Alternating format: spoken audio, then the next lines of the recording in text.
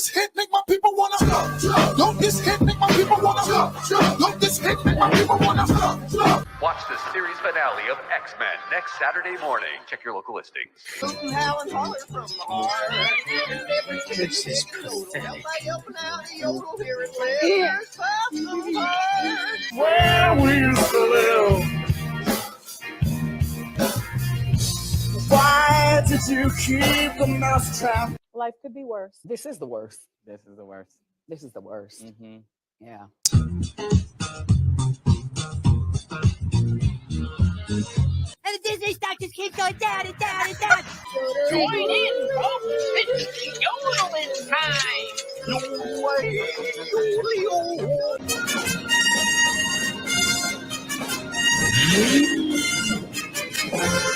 Still, I want them back. Broke into the old apartment. 42 stairs from the street. I'm bag of pixie dust. Contraband. They're gonna do the Mary Poppins thing. They're gonna do it. They're gonna do it.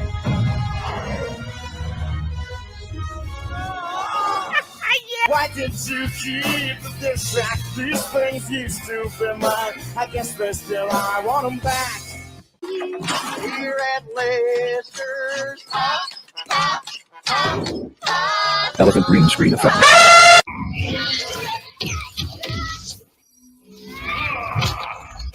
Oh, bitch, you killed Kenny. Kenny. You fat hoe. I get it. I'm not persecuted. I'm just an ass.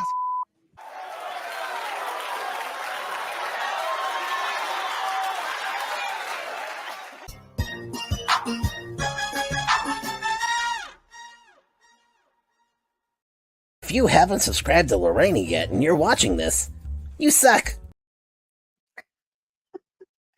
Hello, everyone, and welcome to my channel. I'm Reina Creole, and you have just landed into the Spice Lounge, where myself, a special guest, and my usual suspect group of friends drop in, and we just have a spicy discussion about what's new, what's popping, and what's going on in the pop culture sphere. And as usual, we have got a loaded show for you. Of course, we got hot topics. We're also going to be talking about, let's see, what are we going to be talking about? Because I had a last minute addition. Of course, we're going to be talking about the implosion, or AKA Burr Rabbit's revenge, for what's going on for Tiana's Bayou adventure.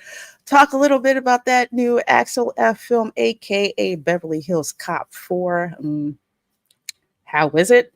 And James O'Keefe just dropped another Disney tapes video where they're going to be discussing one of the executives who's in charge of children's entertainment is pushing a certain agenda. I mean, we've heard about this stuff going on, but we got the hot mic tape, so we're going to be talking about that a little bit later. But first of all, again, welcome all you folks coming over from that gameplay. Sure to appreciate the raid. Let me bring in my panel. First, we'll start off with, I've got special guest Nolan Thunder here with us.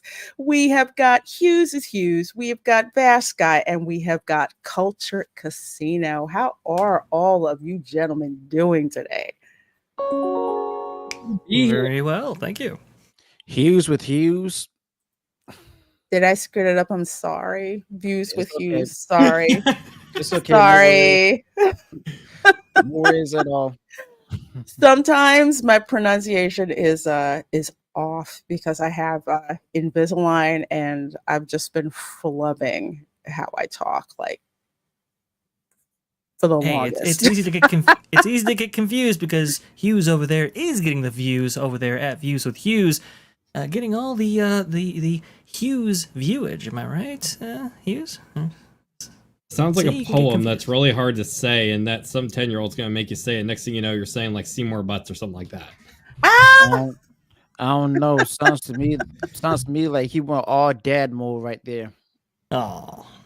Well, I tried, Lorena. I tried to rescue you. Didn't quite work out, but It's great to have But you, that- Hughes.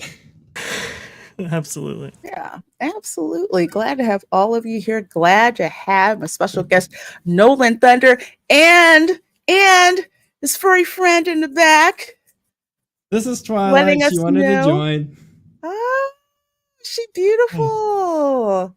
She loves the spicy takes. That's what she loves. Yeah.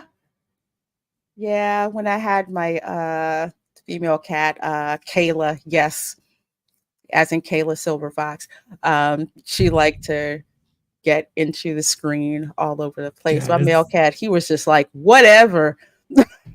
My cat just loves rubbing into the microphone, especially whenever I'm about to record. Like, I guess she hears my voice talking and she's all about, yeah, it's time for me to join. It's funny because on like my channel, my main show, I always say tonight on Lost in the Files. It's like my main phrase of it. Whenever I say that now, she will just come running into. So I'm ever in like my bedroom, I can just shout that and she'll just run right up on my bed. It's like something out of a movie. It's the most precious thing in the world.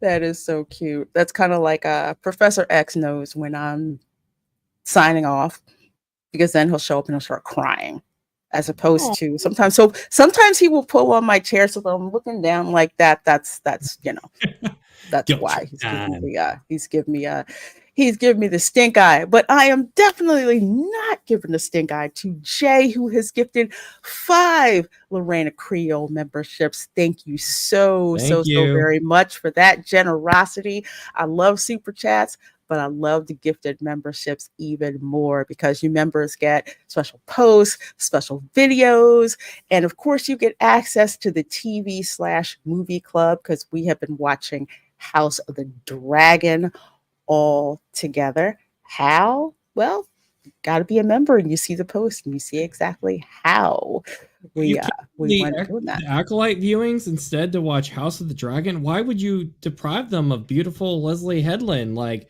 House of the Dragon, that sounds like an actual good show. Like, why would you change to that? Change the channel, so to speak. Man, the Acolyte, we're like, man, this sucks so bad we can't even make fun of it. That's how bad it was, people. It was so bad. I tapped out. We tapped out, and we're just like, no. We need good entertainment, dang it. With episode 3, I was just like, I know I'm a Slytherin, but I can't put y'all through this. Well, I didn't watch House of the Dragon, but I don't know. Was there as much nudity as there was in this last episode of The Acolyte? Because boy, oh boy, did we... What? There was yeah. what? Yeah. Well, I mean, there was nothing shown, but definitely implied. I'm sure it wasn't female nudity, because that is. No, of course, can't have that. Nope. Some of their audience might actually want. The ladies of Star Wars today can't even show any midriff. Okay, they're none of that for sure. But we now have not one but 2 Acolyte actors completely nude. And I guess that's why they need the intimacy coordinator. And it's really weird. I want to play this so badly, but I don't know if you're going to get copyright strike, Lorena, so I will refrain. But the audio description of the sequence in which Asha catches, Khmer bathing is, wow, that is, it's very thirsty on the Acolyte right now. So there you go. Compared to a lot of people, like I like anime. I don't mind when fan services and stuff, but especially when Star Wars is at a time where a lot of people are calling it out for being very different from how it was in the past. Now is not the time to make bold moves, because especially the original Star Wars never went that far with it. So no, I mean they hinted around it. Like my favorite scene is the in Revenge of the Sith, when they're going into the opera house and you can see how seedy that part of Coruscant is. I mean, you got the idea, the general idea of what was going on, but they didn't have to, slap you, in the face with it. Because I know being in the theater. Oh, sorry, go ahead. Oh, go ahead, Nolan.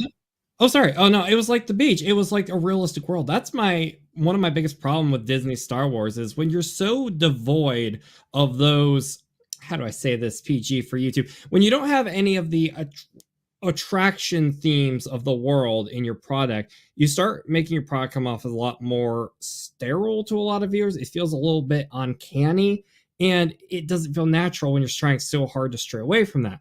But it also gets confusing when they want to go into other stuff that some people might find a bit murky water, so to speak, and it stops looking like a natural thing that everybody can like or certain groups can like, and more like this is not okay and this is okay, and that's what you call propaganda, and it's not really a great image for your brand.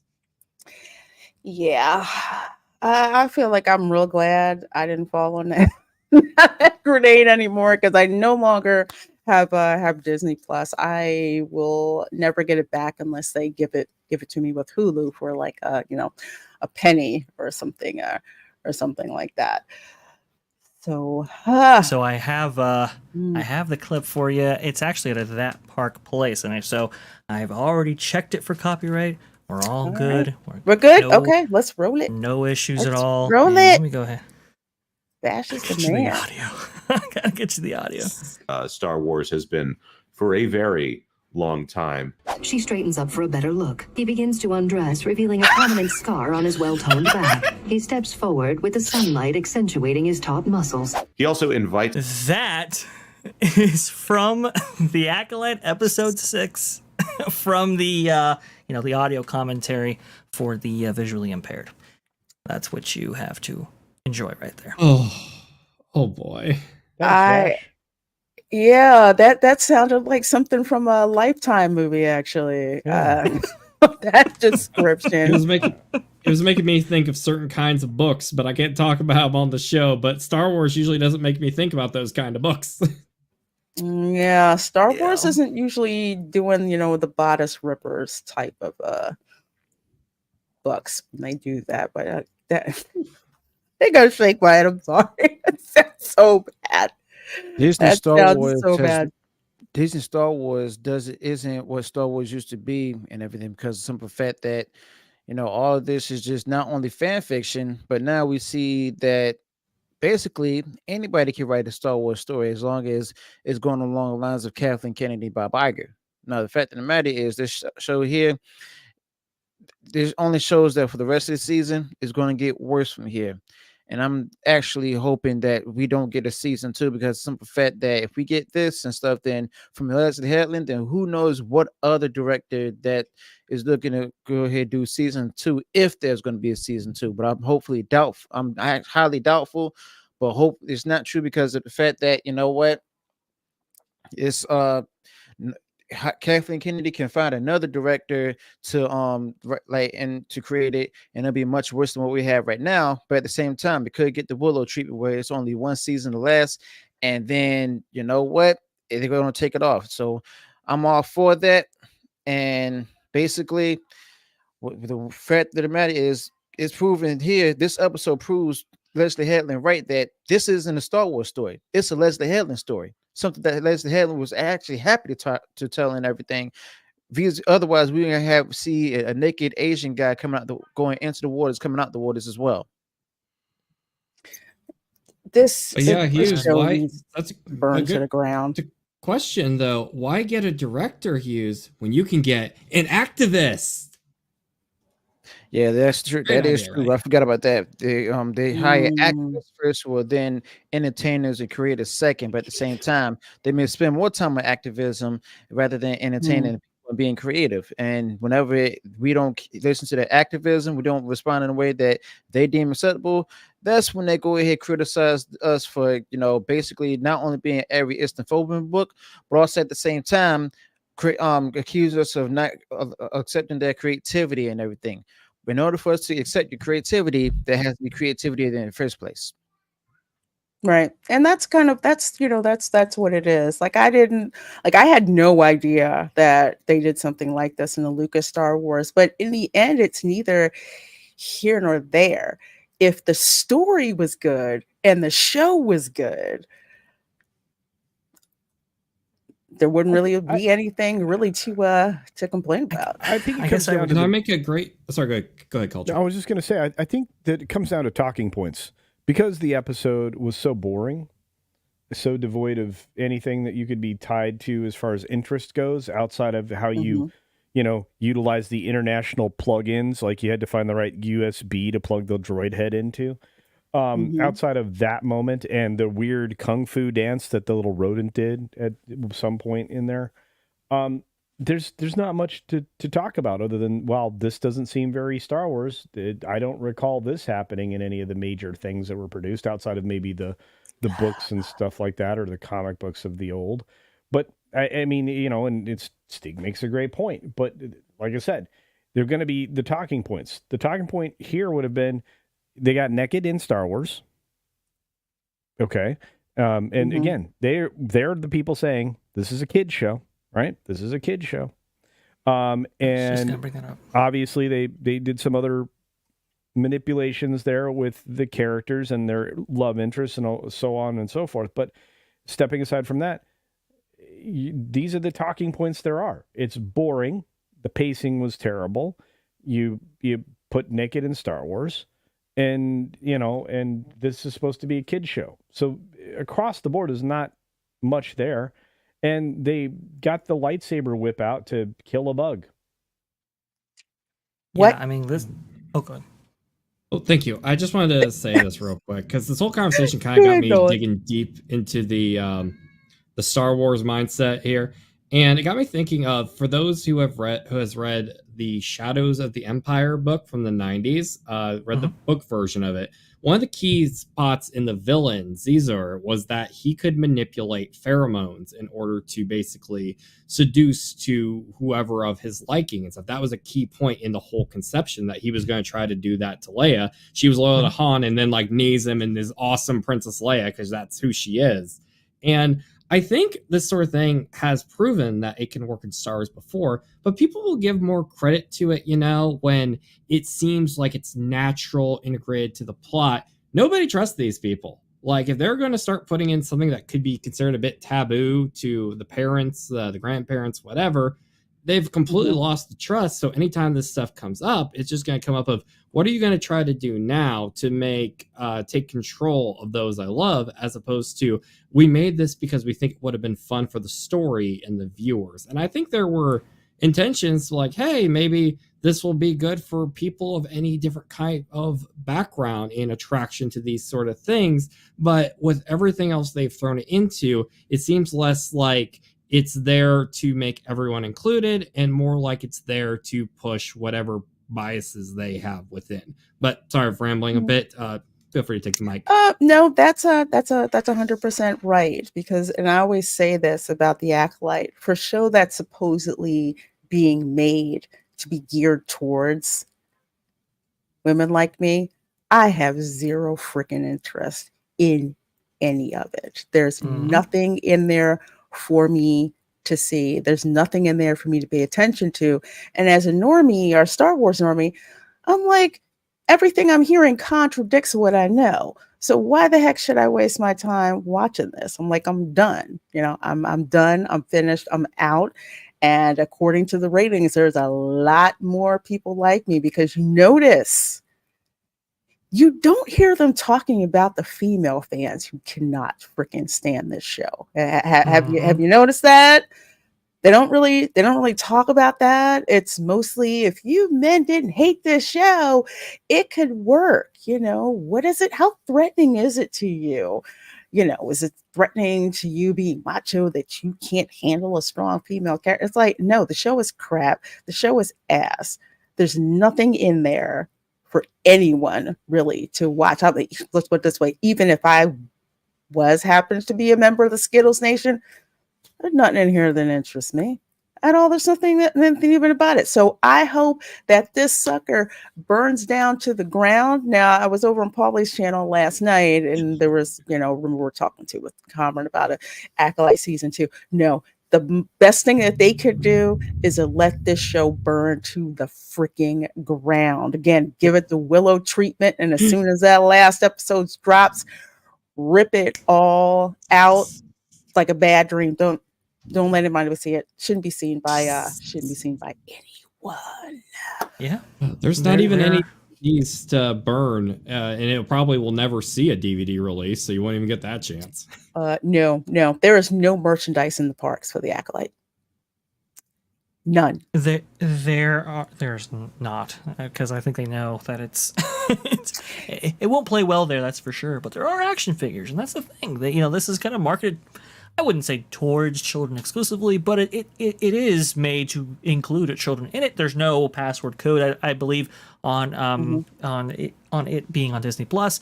Look, if it was a theatrical, if it was like this is definitely rated R in a similar vein that Deadpool and Wolverine is being marketed, and like you have nudity in there, okay, I can see it. But that's not what this is, and I think that's why a lot of people will take umbrage with it.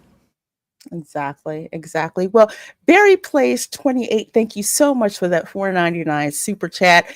Barry Place has an awesome channel. He's out there on the West Coast, and I can't wait for him to attend our monthly or bi-monthly war room planning stream where we get all theme park experts in one spot, and you guys throw us your questions, and if one of us can't answer it, guess what? We all form together like Voltron and try to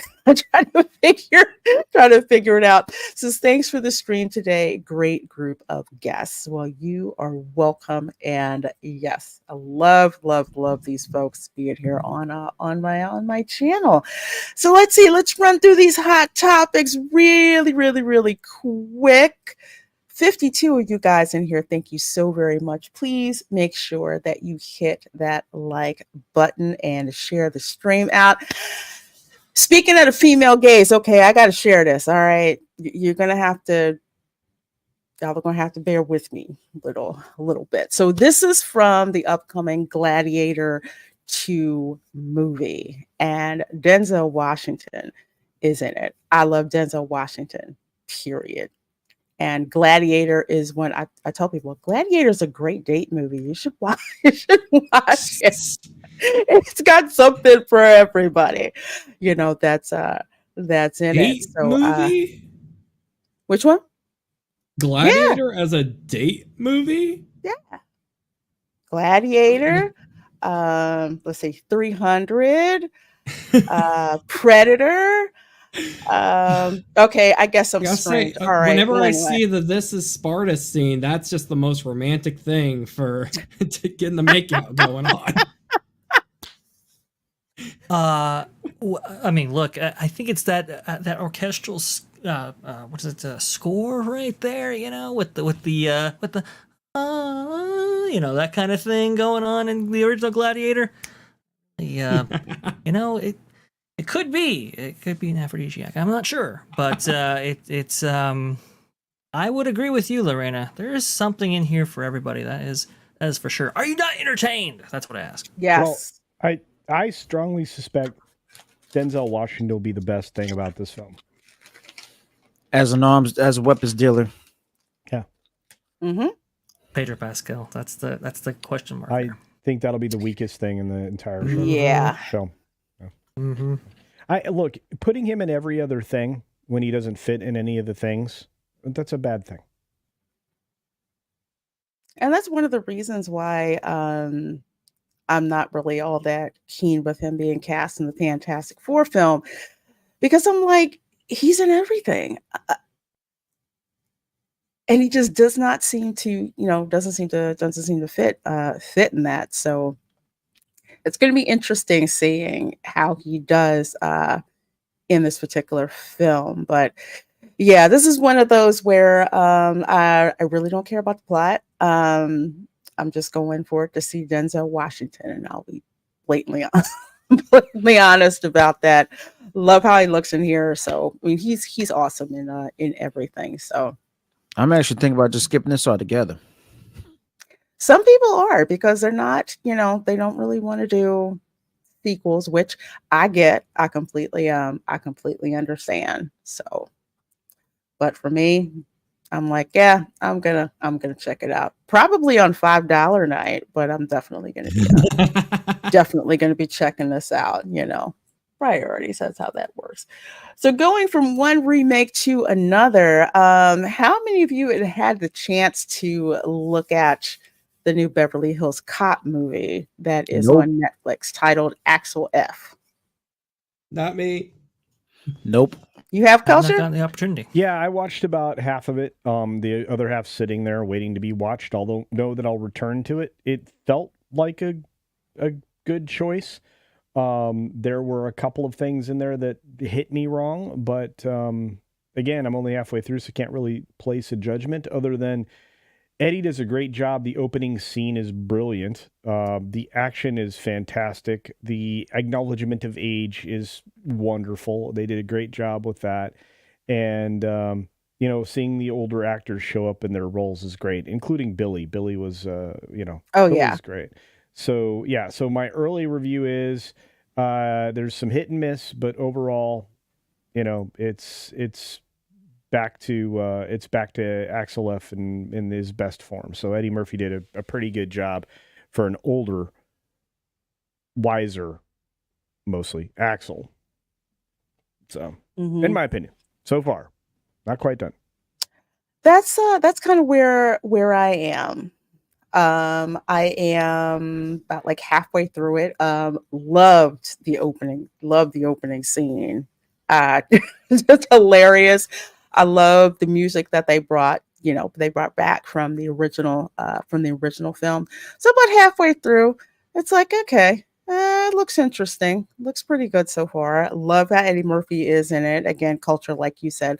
Love bringing back some of the OG actors, and you miss them. So it's like, wow, they're back. The relationship between Axel and his daughter, that is one point of concern that I have. So I'm probably going to finish watching this up tomorrow because I want to see exactly where they take that and where that ends up. I heard about that, and sounds like a tired cliche if you ask me. Oh, sorry. Which one? I said I heard about that part and stuff in the movie with his daughter and everything. So that's a bit of a cliche because you got a lot of movies that was the son and the daughter and everything. Next, they got the conflict and then yada yada yada. So that's a bit of cliche at this point. I don't know if I'll call it. I don't know if I'll call it cliche. I'll call it a trope because sometimes it can play out well and other times it cannot play out well. So I'm interested in to see how this one plays out. But folks, you can see it on Netflix if you get a chance. Let's see. Let me get these two super chats here before we move on to the next hot topic and then into our main topics. California Dreamin' $1.99 says Tiana's animatronic leaking adventure. Yes, and we will get to that. If you were in my live stream that I did on Monday, you heard about this. Because literally, while we were live streaming, the attraction went down, and people who were on the attraction were like contacting people where we were, and then people were like in my chat saying what had happened. So yeah, we're gonna talk about that. We're gonna talk about that. And Anita, thank you so very much for that $999.99 super chat. Thank you. Thank you so much, my dear. So generous. I appreciate it. You guys helped me to be able to do so many things, especially at this season in my professional career. So I appreciate it so very much. Awesome I'm biased. stuff. I'm biased. I think I had the best chat. I'm just biased, but you guys are amazing. Thank you so very much. Whether it's the super chats, whether it's just hitting that like button, because it's free to hit the like button and free to share out the stream. And it's so awesome. So thank you guys so much for your support. All right. Well, the last hot topic that I'm going to get to, as some of y'all folks know, I am a fan of Wendy Williams. I grew up listening to her show and watching her show on TV.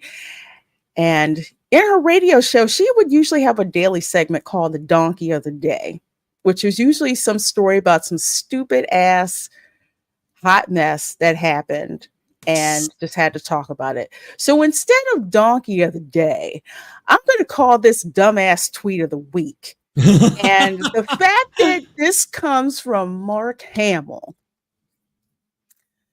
just makes it even more dumbassery, more jackassery that you can say. Apparently, ever since he met Biden, he's really been hyping Biden, and he throws this tweet up here today.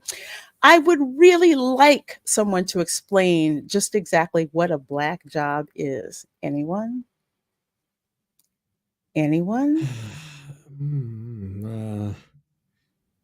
Mark Hamill and Luke Skywalker are two very different people, aren't they? Very. About as different as you can be. Well, this is what happens when you do work in one profession, and next you know try to get into like political discussions. But we're not like forgetting that where you're going to get a lot of pushback and stuff from different people. And in this case, Mark Hamill, it seems like he's still trying to keep himself relevant and stuff ever since things didn't really work out for Star Wars and stuff. But I'm starting to think he might be getting those White House dollars coming in and stuff just to go ahead and root and shill for the politicians and stuff. I know. Didn't he have like a thing where he attended the White House and he did like a little speech thing before the president was supposed to come on? That was for the May the 4th thing. Yeah.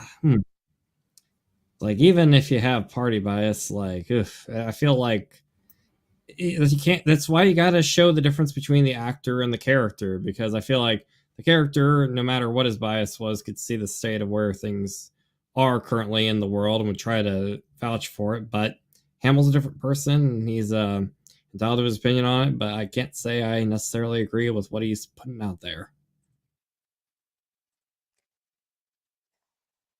I think because I see culture shaking his head. Go ahead, my dear. I just wish he would shut up. I mean, honestly, he's not doing himself or Star Wars or anybody any favors. And, you know, for the people who witnessed what was going on in the world, you know, on that night last week, I think a lot of people got a hefty dose of reality that lots of other people have been trying to serve them up for, you know, going on 5 or 6 years now. Just realize the media lies to you. And one of the worst mouthpieces is always a zealot like Hamill. So he's hurting himself, his brand, Star Wars, the White House. He's hurting everything. Well, let's not forget his family too.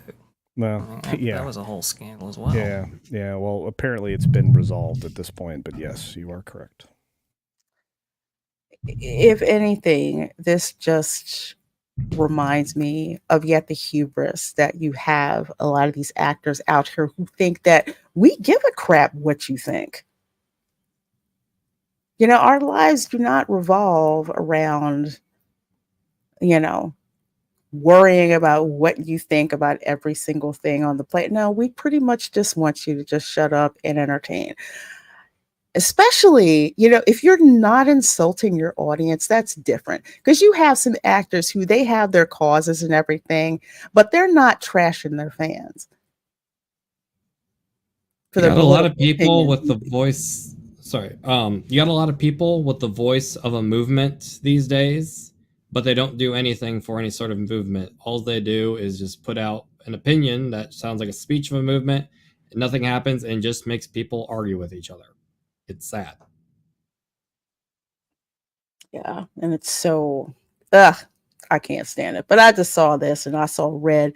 And, you know, I had to reply to Mark. I said a black job is the same as any job that's held by a black person. Pretty simple that even someone like you could get it.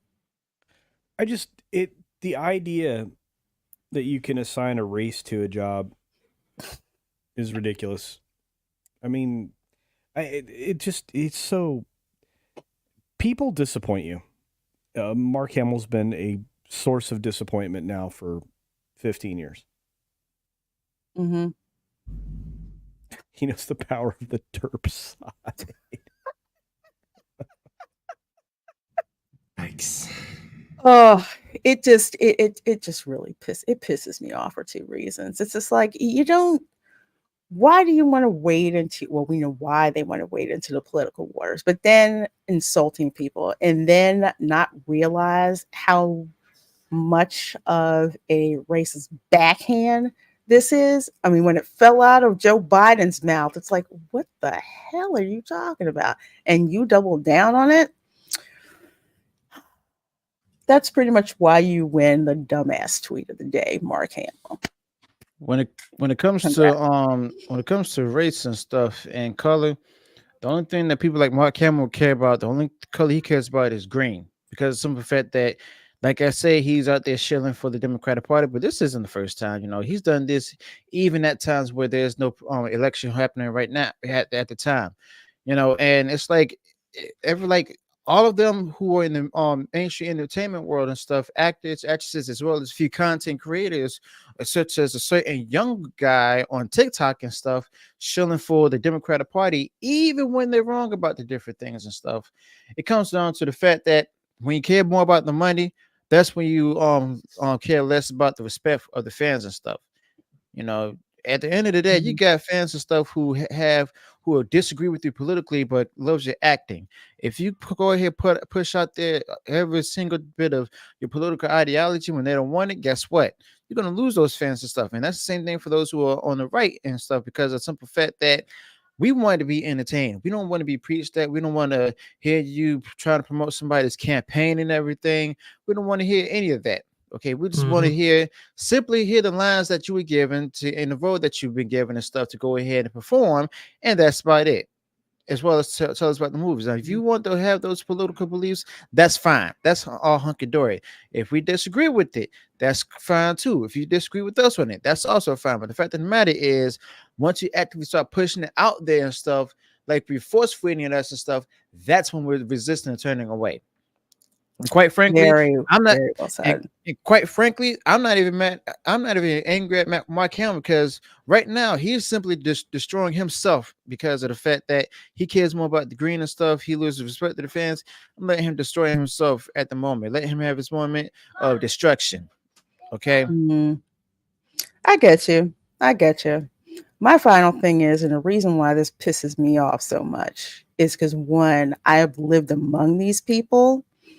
And yet again, I'm really sick and tired of the hubris of how they act as if they know more than we do. Or they know better than we do. So I'm not hating the player or hating the game, really. But it's just like, come on now. Really, dude? The higher you rise, the harder you fall. This is true. So let's just say election night, that's going to be the second most memeable night, I'm going to say, of the year.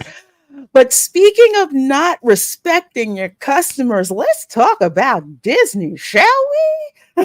Uh-oh. Oh my gosh, before I bring this up, because yes, it is Tiana related. This is the hot sauce. Okay, the Mama Odie hot sauce. I guess it's okay to put a cartoon black woman on a product, but not a live black man or black woman or Native American woman on a product. You can't have that, but we can put Mama Odie here. Thank you for that. I needed that. It's a fair point. You're welcome. I'm just saying, especially, Aunt Jemima had a new wig and everything. She looked like, hot Meemaw on the packaging. I'm like, I don't get the problem. But yeah, here's the red sauce. I mean, the hot, well, yeah, red, because it doesn't have any flavor in it. Red jalapeno pepper mash. Vinegar, roasted red peppers, blah, blah, blah. Distributed by Disney Theme Park Merchandise. Distributed. which means this is some white label nonsense. And yeah, I have tasted it. You don't want to. It is tasteless. The only thing that sticks out is that it's got heat. But other than that, it's pretty disgusting. Oh, Kiss My Grits, thank you for $4.99 super chat. Says, imagine Mark Hamill considering himself to be relevant when his movie career and presence in general died after 1983. Yeah. Only time he got back on my radar was when I noticed that he was the voice of Skips in the regular show. And how much of a time difference is it between 1983 and when the regular show premiered? So thank you for that, Kiss My Grits. So at Tiana's Bayou adventure, okay, they now have, I think it's at the Golden Oak Outpost. It's one of the food carts that's right outside Tiana's Bayou adventure. Apparently, and this is from Park Hoppin', so props to you guys. They put the menu out where they have beignets and they have, I don't know why they have fried chicken strips with honey. I mean, you can pretty much get that anywhere. But I guess I threw that in there, and decided to put gumbo as well on the menu. And I'm gonna blow this up a little bit so you guys can see. So those are the beignets. Now those look good. They look a little burnt though. Yeah. Mm-hmm. I would say that if you're not familiar with beignets, these would look okay. These would look all right. Are these a monstrosity to everyone who likes beignets? If they serve these at Cafe Du Monde, whoever served them will get fired. That's never a good sign at all. Well, I saw the gumbo you have there, and as someone who doesn't even really eat gumbo, that looked like a monstrosity in the form of a food dish. Yeah, so the beignets, these are people will ask you why'd you burn them, because they're not supposed to be that dark. That's not how you put the powdered sugar on it. At least at Disneyland, they give you a bag with the powdered sugar with the Mickey beignets, and you put it in, just like Bash is doing, you shake them up, and they're supposed to be coated all over. Or if they're put down, the powdered sugar is put on them with a sifter. And that's how it goes on. You don't have mountains of powdered sugar on, because I dinged Universal Orlando for this too. Their beignets were fried perfectly. But yes, there is such a thing as too much powdered sugar. But with that, it's like, shake the rest of the powdered sugar off and the beignets are good. I would have to counter that though. I think I agree with what you're saying about the beignets, but as someone from the Midwest and the fair culture around here, there's never such a thing as too much powdered sugar. That's my hot take for the show. I'll give you that. I'll give you that. Kind of like in the South, there's never, sweet tea is never too sweet. Even if it is, keep your mouth shut. Don't say anything. I never had a beignet. How does it taste? It's really good. It's like, think of like a puffy donut, like a puffy light dough donut with powdered sugar on it. And it's like you take a bite into it, and it's like these layers of beautiful, beautiful pastry. Bash's face describes my stomach right now. Just saying that. It's so good. Maybe Culture can speak to this as well. Routbridge Jazz Kitchen Express, those beignets are to die for. I have unfortunately not had the unique pleasure of going to Dookie Chase's or some of the other local, New Orleans fare to try their beignets. But Routbridge Jazz Kitchen Express, don't go to the New Orleans Square and the whole stand, the mid-julep stand out there. I don't know. Scratch those off the list. Jazz Kitchen Express, so good, and from what I understand, pretty authentic. But go ahead, Culture. No, you're right. I mean, the location that used to exist in downtown Disney's, it's still there because there were rumors they were going to pull it out, but It's still there. It's just they ruined the location in terms of the aesthetic. They really stripped a lot of the great New Orleans theming that they had on there. It looks like someplace now that you would find in strip mall. But if you want to have real New Orleans barbecue shrimp, that is one of the best places to get it on the West Coast. You cannot get it unless you go down to Market Street, unless you go down to the French Quarter. You're not going to get beignets that are even close. Disney sucks at gumbo, so I'm just going to say it. So it's like if you've ever had these foods, you know how they're made, and Disney doesn't make them right, and they put the wrong ingredients into gumbo. Don't get me started.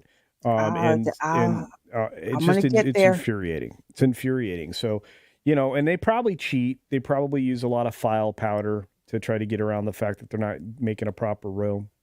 The beignets at Tiana's Palace that they just recently opened, Culture, at Disneyland. It's almost like a lemon cake. It's not even a beignet. It's a disgrace. It is awful. What?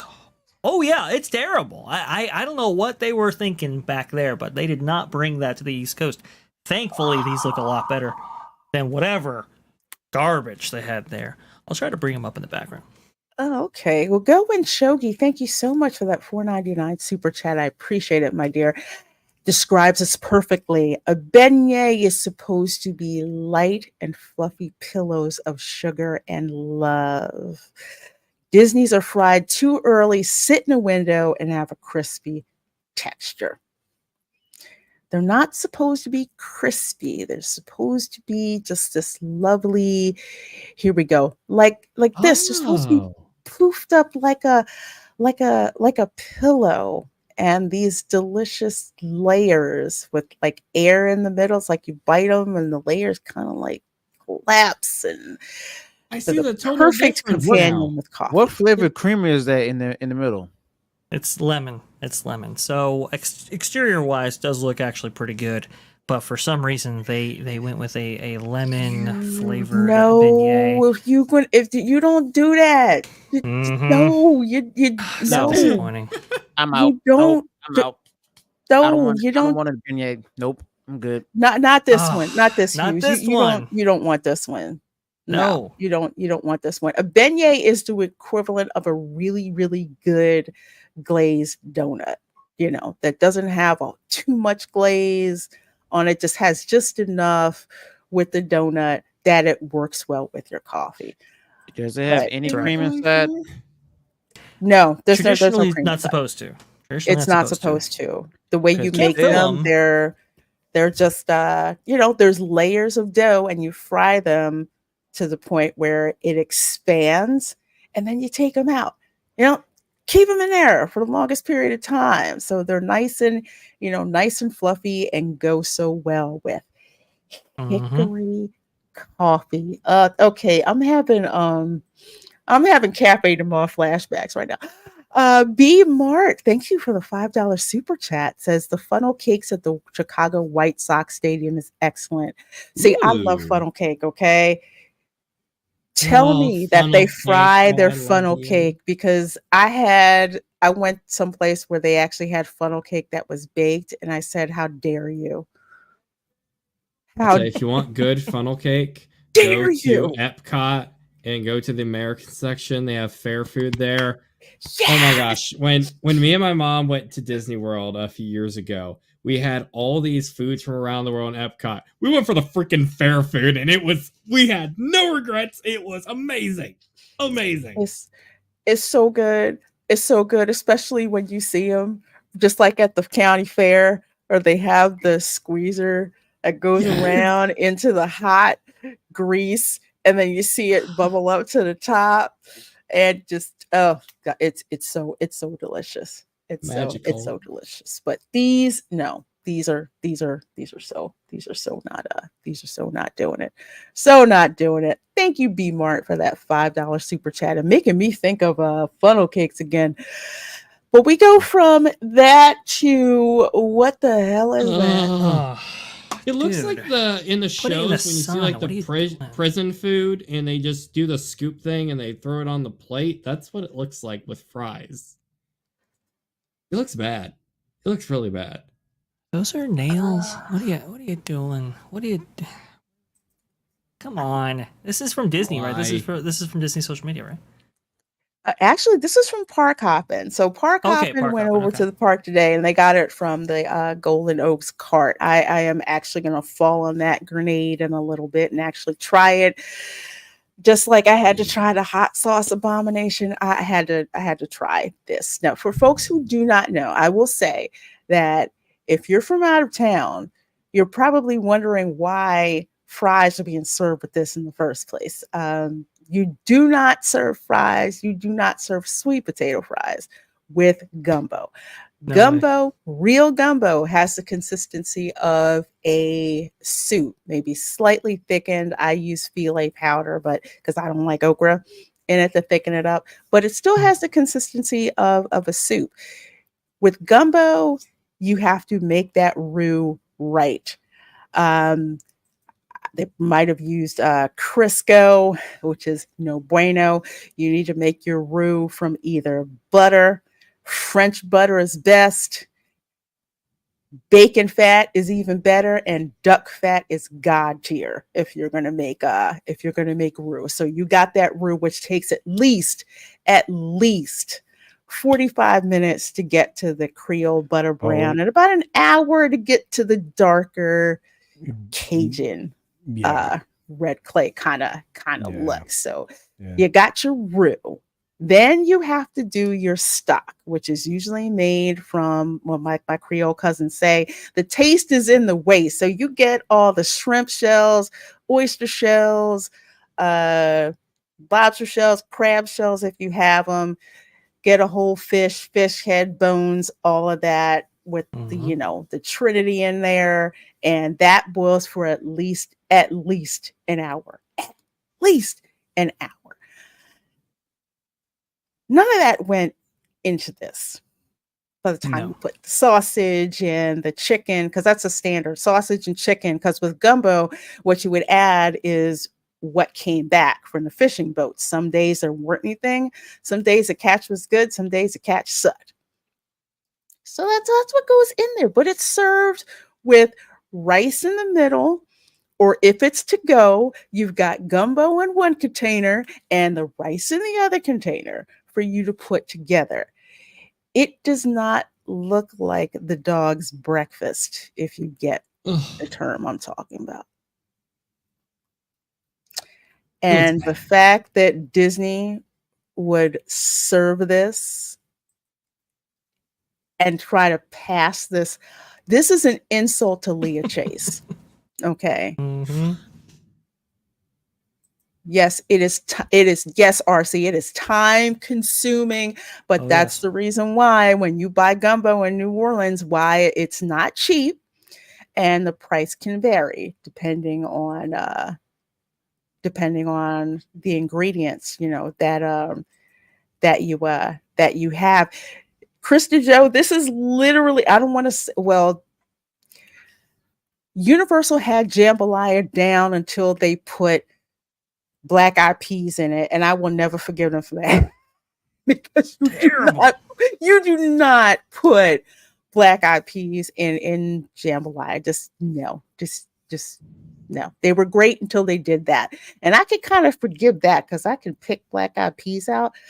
But this, just no. This is not Creole cuisine. And what this tells me is, yet again, these people went to New Orleans, but they didn't really go to New Orleans, if you catch my drift.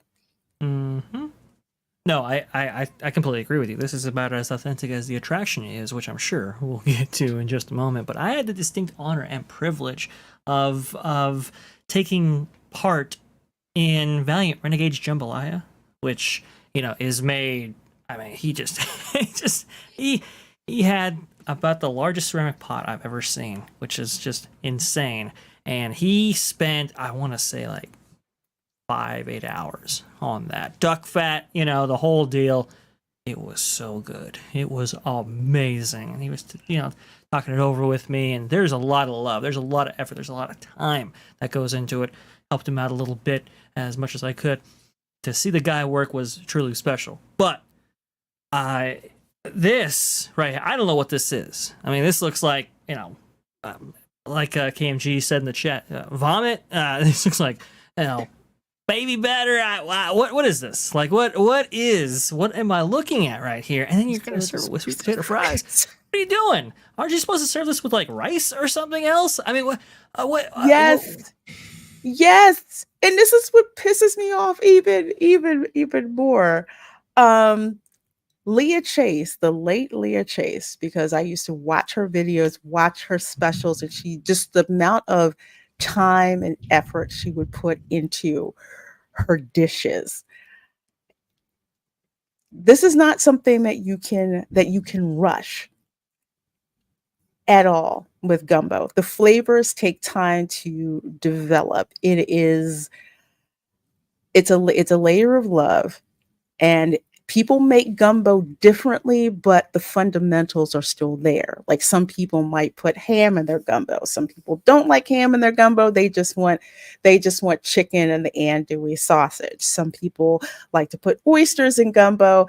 I had that in New Orleans. I did not like oysters because it had sandbags in it, and I kind of picked those out. But the gumbo itself, the actual base with the soup consistency and the chicken and the sausage is there. This is like the Creole cousin of French bouillabaisse. Okay. The fundamentals should be there. If you want to, spruce it up with some extra kind of things. Some folks want to put like langoustines in it, but at least people can identify it and have it look like gumbo. Again, this does not look like. This is not, first of all, you shouldn't even be selling it in some side cart like this. This is a dish that needs to be sold either at the sit-down restaurants or like a to-go window as an extension of that restaurant, because it's not a cheap dish to make. And you can't cut corners on this. You cannot. You cut corners and it tastes like crap. And I'll tell you this much. They sell gumbo spice in the Critter Co-op. That is the equivalent of using instant grits. Oh. Can't do that. You don't do it. You don't do it. Go in Shogi for $4.99 to save the skin from your chicken and make chicken crackling for the top of your gumbo. Oh Lord. Oh, you should have told me that. You should have. Oh my gosh, it sounds so good. It sounds so good. Oh, I've been trying to be good, and I use the skin for when I make my seafood stock. But dang it, now you make me want to do it. Now you make me want to do that. Culture. Any last words? Disney does not understand food anymore. They don't understand Creole cooking, let alone anything coming out of New Orleans. They did everything that I've ever tasted coming out of there in the last 9 years has diminished in quality year after year. I've been so disappointed with every time I take a risk on having that bowl of gumbo that I won't do it anymore. I don't care how hungry I am. I don't care what the smell is like, because they can fool you with the smell. They don't put the time into any of their foods anymore. The mass-produced kitchens, the remote kitchens, and the other things that they're throwing this food together in. It does taste like warmed over, dog's dinner. And let me tell you, once you do that more than once, you ain't doing it again. So I wouldn't suggest doing it the first time. Anyway, those are my thoughts. I'm just gonna say, thank goodness it's very difficult to ruin a hamburger at like Hungry Bear or something. True. Kiss My Grits for $4.99. Thank you. Says serving that gumbo to anyone from Louisiana would be like trying to serve an Italian pizza with pineapple. Thank you. Yes. Pineapple does not belong in pizza. So I see we know where Kiss My Grits stands on the pineapple on pizza debate. Yeah. Do not disgrace a delicious, beautiful wood-fired pizza with pineapple on it. But that brings me to our main topic, which is Tiana's Bayou adventure. Just breaking down and screwing up, and just for reference again, I'll probably get claimed, but here we go. This is pathetic. Join in, folks. It's yodeling time. Here at Lester's. Elephant green screen effect. It is literally, and I almost feel bad associating Lester's Possum Park with this, but it is literally what it is. And you've had so many people who are like, "Nuh-uh, you're supposed to. It's okay if it breaks down because it's just previews. It's what testing is for, right? Like it's okay that guests are getting evacuated. Seems like every day. I don't know about today, but I don't think this attraction has been running consistently ever since it quote unquote opened to the public. I didn't know previews were living up to its name, like in movies. You only see like a minute of the movie. It's like you only get like a minute of the ride and then you're out. Like it's pathetic. Like right now, it doesn't, when people use other theme parks as an example, you have to have a certain degree of, okay, life happens, this is the real world and stuff. But sometimes that doesn't really make it any better. Take, for example, at Cedar Point in Sandusky, Ohio right now. They have this new roller coaster there, Top Thrill 2. It looks amazing. And that thing's been down for like a month because it, guess what, broke. And that doesn't, just because other parks have that happen, doesn't make it any better. Like, people would be storming with money to go see that. And when your brand new ride that needs all the attention and details is not working, let alone a ride that's been receiving a super lackluster reception, is just a bad omen. I don't know how many of y'all believe in poetic karma, and I don't feel like, personally, I'm one who should speak on behalf of what karma is, but at the same time, it just seems like a lot of bad juju in there, that everything on this ride is breaking. It's almost like there is something that didn't want this to happen. Oh, actually, juju isn't even working in the attraction anymore. Valid point. What? They took him out. No way. Okay. Are at you the serious? At the end. Okay, so let me go over here. Let me share this. This is mine. Okay, so you can't claim me. All right, so final finale scene, right? Uh-oh, y'all. Tiana's terrible. Also, here's what I think. This part is really scrambled until you get past the house. I think this is on purpose because Tiana was stuck in T-pose. Oh, no. And this was live. Okay. This was live. I went the week after.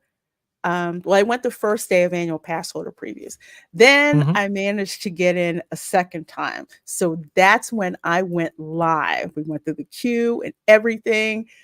We saw parts of it where some of the animatronics weren't working. Like with Lewis, you could see he was kind of talking, but nowhere near the amount of movement or compliance, as culture would say, like we had been shown in other sneak preview videos, but literally came around the corner and Tiana was just frozen. Like I'd freaking had it with you people. And I think this is why Disney's tried to, I'm not saying they did, but I'm just saying little suspect here. When you Girlfriend theme is park- frozen.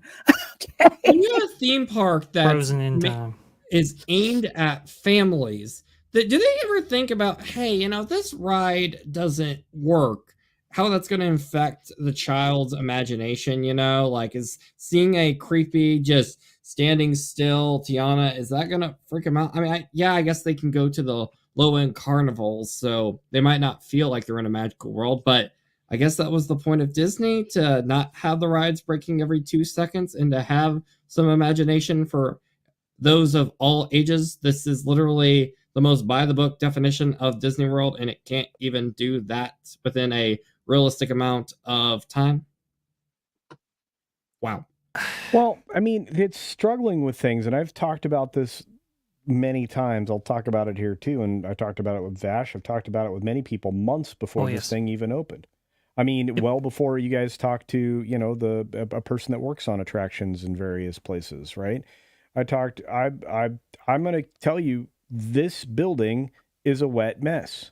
They added more wet mess to a wet mess building, which reportedly has black slime and all kinds of other things, but that's beyond the point. They went from a naturally compressed hydraulic action via nitrogen lines to piezoelectronic actuators, which means that whether it's rotary or linear, those are electronic parts.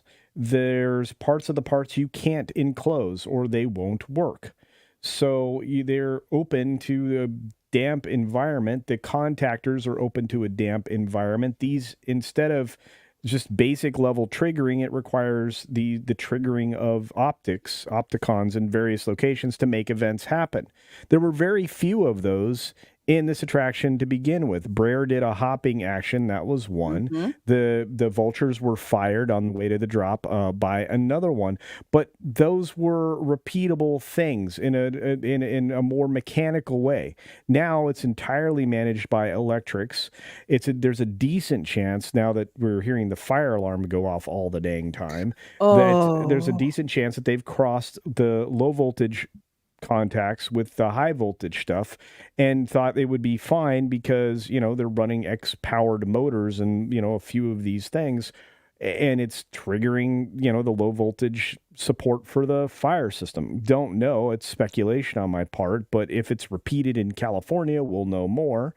And it's just, this thing is a hot mess. So you bring water, metal, and electricity together, and you end up with a mess.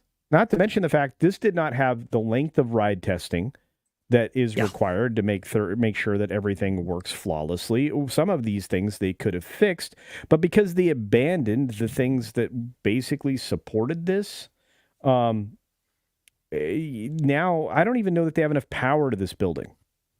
That's something else that I don't know if they do, because they have bigger power requirements in here now. Then they're running screens, which are also triggered by opticons. I mean, there's so many different triggers that are in this building now that didn't exist. I mean, the Slip and Falls used to have rotating characters, just like, guess what? Another wet building called Small World. Those rotating motors just rotate. There's nothing else going on there. And you have a series of different discs that can rotate to make different actions happen with different characters in there and raise their arm and stuff like that. It's just part of a plate. I mean, most of the animations were rudimentary, and even in this attraction, a lot of them were. Yeah, it's just very badly done. Yeah, He's only been there once. Really? He's gone.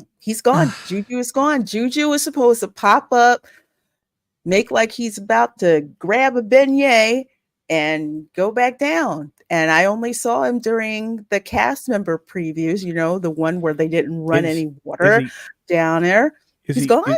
Is he gone, or did they just pull him? I mean, is it possible that he's in his hiding location, in his start point? I mean, I haven't seen him over, I'm going to say like over two weeks. Yeah. Oh, by the way, between APs, I haven't seen him. One of the few places they're able to make these elements work in a wet environment is in the Frozen attraction. But they're nowhere close to that, and it's not additionally wet anywhere in that attraction. That is a well ventilated design that had been operating with animatronics forever, and they likely just tapped into most of that. They didn't need to add any additional power, and if they did, there was a huge power station that's right behind that building that supplies power for lots of things, including I think that provides power for that area. So, I mean, if you look at it from the top, so it's just, like you said, I mean, these things were never meant to be together. And if they were going to do them together, they needed to run new things and waterproof them. And the power issue is no small issue. I know at Disneyland, there have been reports anyway of insufficient power going to the building. Well, as it stands right now, at least our Splash Mountain here on the West Coast. I guess when they dug up some stuff and were examining the infrastructure, it was like, ooh, this is out of code. So now they are taking the monumental step of taking down the bridge or pathway that connects New Orleans Square to Critter Country and Star Wars Galaxy's Edge on that side, and they're going to be ripping all that up and trying to get to that infrastructure to supply proper power to the mountain. Hopefully that resolves whatever issues are related to Walt Disney World's version of the attraction. But I mean, look, the T-pose thing, I mean, culture, they can program what the default pose for these things are, or at least they should be able to. I know there was a famous Bonnie Appetit story from Kitchen Cabaret. I don't know if anybody's heard that one, but apparently the Imagineers of old put Bonnie in a default pose that was very risque. And everything was fun, everything was great, because it was kind of an inside joke. But then one day she didn't work properly and she went to her default pose, and well, that didn't really turn out very well at all. They had to overnight an Imagineer to reprogram that default pose. But why have a T-pose like this for an audio-animatronic that is one of the main features of your attraction like this? This is unbelievably bizarre. Why not put her in a pose that is, I don't know, it is at least less obvious to the untrained eye that something's wrong? Well, I would speculate that maybe one of the ways they're programming, and I haven't seen recently what they're doing, is they're utilizing software pieces like Unreal Engine or something like that. To do locations of stuff. And the default pose for any animated character is a T pose. You get a T pose or a Y pose or a V pose or whatever, but that's a default position in animation, so that could be it. Could they reprogram it? Certainly. Again, it's one of those things. If you understand animatronics and how they work and everything that goes along with them, even on triggered animations, which is what these all are, you have a B mode, and you can set that to be whatever it is. What static pose are we going to do? Yeah. So it's just, and if it's Kylo Ren, it's folded in half behind a bunch of metal. Yeah, so that way you hopefully don't see them. It's just weird. It's just this was clearly rushed. They didn't install the proper infrastructure to support these audio animatronics. What Culture has? I mean, he really look. If you've been listening to Culture for a while, you know that he predicted all of this. They didn't provide the proper support for these types of figures with the pneumatics and electronic. What is it? Electronic motors used and so forth. It just didn't. It was from jump. They were in over their head, and I don't know if you saw the tweets from the Colonel on Twitter. And he went into it like, "Hey, look, listen. There's a lot of moisture in this area. This attraction is simply not going to support these types of figures. What are you doing?" Look again.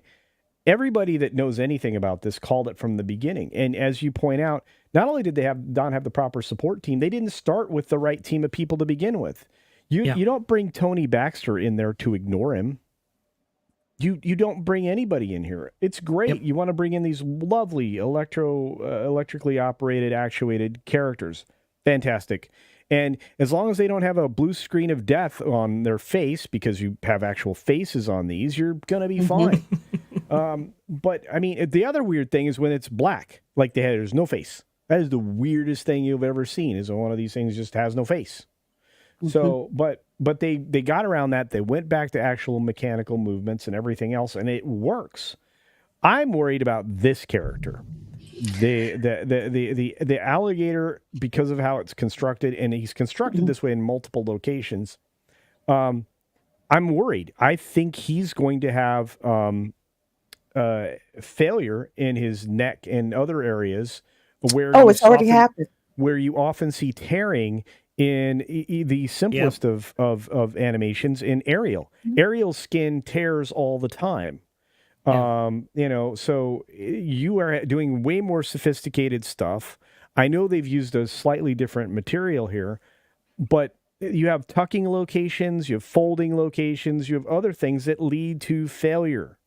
Yeah. So, if they didn't get a lot of these things right, what leads me to believe that they got, encasing these characters correctly? I don't know. And because I've already seen, like with this one, Lewis was actually working pretty good, but I have seen where you just see his mouth and there's nothing else that's going on, or he's been completely frozen and not working. So the control boards and the feedback that happens from the unit to the controller will prevent it from faulting in a way that'll destroy it. So it'll not. It almost always works where they just don't tear themselves apart, which does happen. Watch that happen to a Mr. Lincoln one time. But anyway, a long story. But anyway, so when you look at something like this, if it has an error, it stops. It stops whatever it is. So if the arms fault out, they're done. I mean, his arms are incredibly sophisticated because he's got actuators operating the hand. He's got multiple positions in his arm. He's got a rotation action with the shoulder. So he's got. I mean, there's probably one whole control board for each of those arms. So well,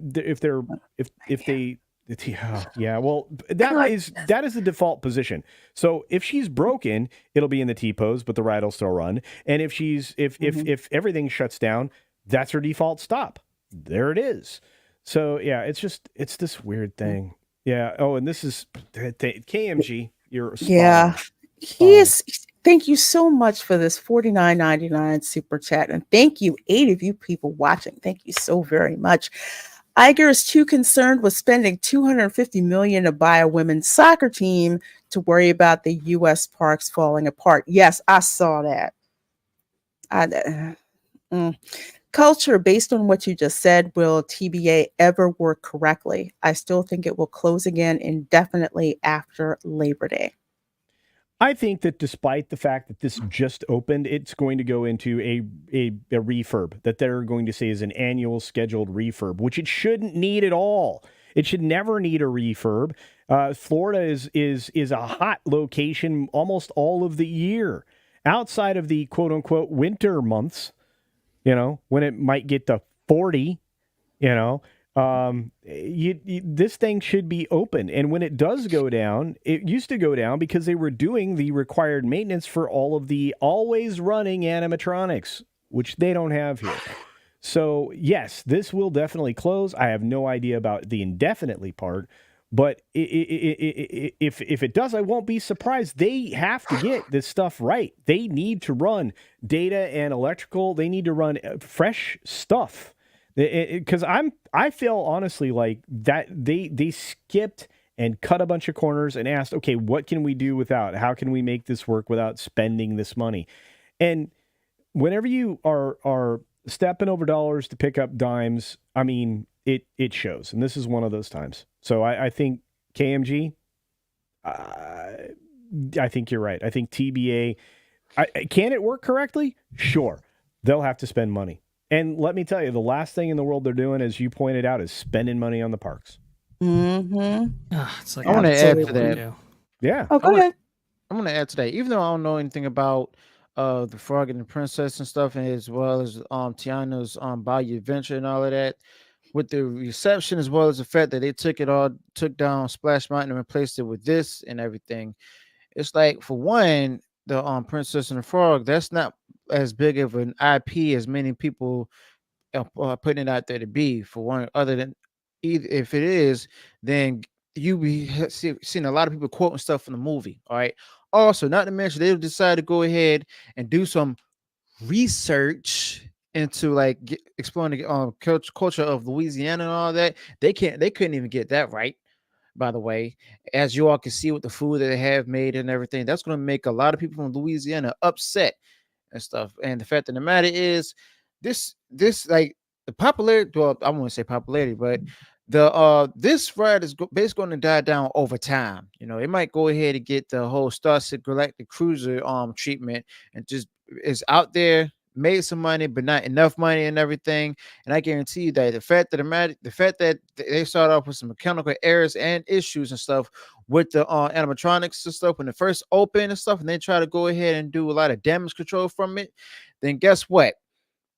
It's not gonna it's gonna keep doing the same thing over and over and over again. I guarantee it's gonna short circuit again. All the animatronics are gonna short circuit, and I wouldn't be surprised if they become possessed and stuff, try to go ahead and kill people as well, going all Five Nights at Freddy's style. That would actually make the ride even more interesting. That'd be interesting. Sounds like my kind of ride. Somebody, I think it was Kate in the chat, dropped a comment. There it is.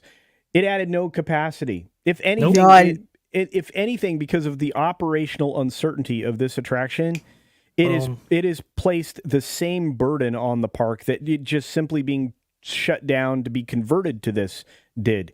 They have capacity issues in this park as it is, and they've added no more. This actually, because of the operational inconsistency, even on any given day when it seems to be operating perfectly, it is slow. And somebody told me the ride got lengthwise, ride time wise, longer, not shorter, because of some water pumping situation. I don't know if that's true, but I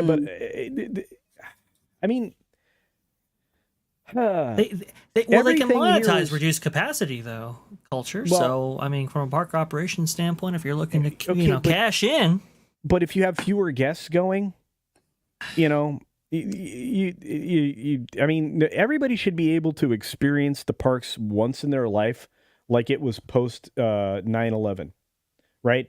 When you went to the parks after that happened, there were no lines, there was nothing going on. Everybody was worried. It felt like a masking event, right? So, and that's the other time when, if you had an opportunity to go check out the parks, there were very few lines. There were very few people because, scared people stay away from things. But once in your life, you should have that opportunity. You should have the opportunity to ride Splash Mountain back to back to back, which, you could do during given events or opportunities like that. If the cast members were cool, they wouldn't make you exit the log because there's nobody waiting in line. Stuff like that does happen on some days. It's one of the reasons why the theme park wonders that are on this panel, including Vash and Lorena, will tell you, go on these wonderful things when there's parades, fireworks, something like that. Because if you've already seen said parade, fireworks, something like that, you now can do a bunch of things that normally you'd have to wait forever in line for. So, absolutely. Those are my thoughts. I'll shut up. Too much. Oh, you see, because what I saw, and this was on my stream that I did Monday. Okay, all these folks, these are 4 vehicles backed up. They're all backed up there, 4 of them, and the lights on. And folks were like, "What the heck's going on?" Because we just saw one log come down, and that was, and that was it. So I'm like, something's not right. And then you start hearing the announcements, and then you start hearing some of the fire alarms go off. There's people who are just like, how come we can't ride this attraction? You see little kids that are sitting there looking around like, how come we can't ride the attraction? What's going on? Why isn't this working? We're paying all of this money. Why isn't this working? Some people had gotten off. They said we were literally in the log ready to go, and the ride shut down. Yep. And they said, we can come back at 10 o'clock. I'm just like, dude, I don't know if that's going to happen. They did get it back up and running by 9:45, but still. Don't count on it. And again, they're getting really good at exiting people off of this attraction. So, at least, in an emergency, you might not that die. too. But That's the real ride, didn't you know? well, I mean, I'm going to tell you right now, if you see actual flames, you will figure out a way from underneath that. There that you restraint. go. There they are. They've Yeah. got the key Yeah. to get folks out. Yeah. For a lot of people, a trip to Disney is like a once in a lifetime experience. These kids are going to remember. What are they going to remember about this ride? Oh, yeah, it broke. This is why it's so important to try to keep these rides operational as much as possible. Because being stuck on a theme park ride, it sticks with you. A lot of times, thankfully, it results more in good jokes. But the reputation of this ride is literally, it breaks all the time. It makes a lot of people mad. Or anything that it did that was good, period, at all. This is at a time when the parks aren't getting any amount of investment whatsoever, and the little that we got was to take away Splash Mountain and to make a ride objectively worse, fix what wasn't broken, and now it is broken, ironically. Meanwhile, the studio division spending $350 to $375 million on Captain America 4 without Chris Evans or an all-star cast, unlike Civil War, which at least had an all-star cast, $250 million. I mean, they're just not spending any money on the parks right now, and this is really a representative of that philosophy. And like you said, Nolan, it is eroding what was a premium experience, what was a once in a lifetime experience, a rite of passage to something that is exploitative and really puts a bad taste in consumers' mouths. This is just awful. I hate seeing this. And by the way, more of this down the road. By the way, Disneyland is experiencing cut after cut after cut to its entertainment because, there's a union issue going on right now. But the daytime parade is now ending its run earlier than expected. So that way, Disney can save a few extra bucks off there, and also too can put that union issue to bed. We'll see if that is going to be successful. Meanwhile, you have Universal out there. They're saying we're going to hire 100 performers for its new parade coming up here. Also too, Disney fixing what ain't broke. Remember that there's a rumor out of WW News today talking about how they might actually get rid of the Master Gracie in the stretching room right there, up there in the rafters, swaying there. So they want to get rid of that. Yes. Which, well, they get rid of that, then it's going to ruin what's in the movies. But I'm just like, just seeing that was one of the creepiest, fun things to see. You see that body hanging there, and it makes total sense. Turning back now. Mm-hmm. Exactly. So they want to take that out now? That's the rumor, at least for the Disneyland version, because it's under current refurbishment right now. But I mean, who knows whether or not they'll actually go through with it. It has been discussed before.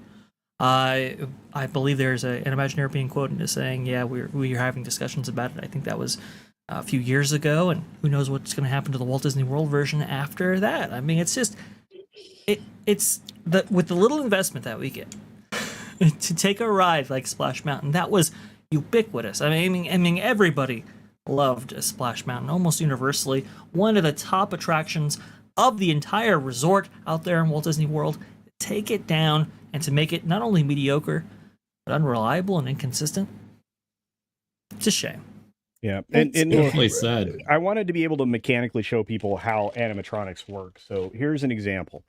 Okay, this is hang on. Let's here we go. Let's flow culture up here, so we can see. This is a hand. This isn't what they're using. This is 3D printed, although they may be doing that now. But this is a hand, right? You can have it have touch points where it has tactile controls by adding pads here that sense that on the thumb and the fingers.